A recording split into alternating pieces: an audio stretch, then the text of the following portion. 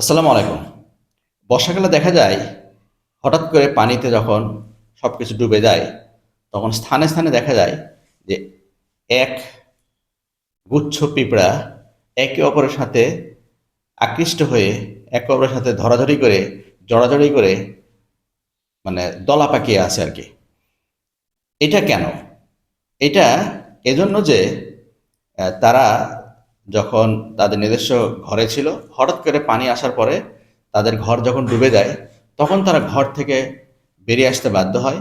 কিন্তু বেরিয়ে এসে উপরেও তো পানি, তাদেরকে কে বাঁচাবে? কিভাবে তারা স্থলের মানে আশ্রয় পাবে?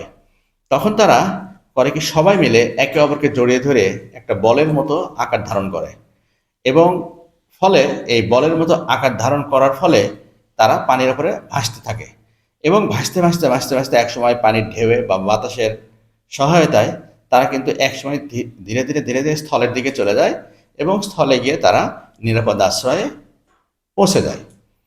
এখান থেকে আমাদের বড় একটা শিক্ষা হচ্ছে যে যদি কোনো প্রতিকূল পরিবেশ আসে, তাহলে আপনারা যারা, আমরা যারা সমমনা, তারা যদি এরকম একে অপরকে আঁকড়ে ধরি, জড়িয়ে ধরে একসাথে বাঁচার চেষ্টা করি, তাহলে কিন্তু আমাদের বিপদ কেটে যাবে। আমরা যে কোনো প্রতিকূল অবস্থায় নিজেদেরকে রক্ষা করতে পারবো।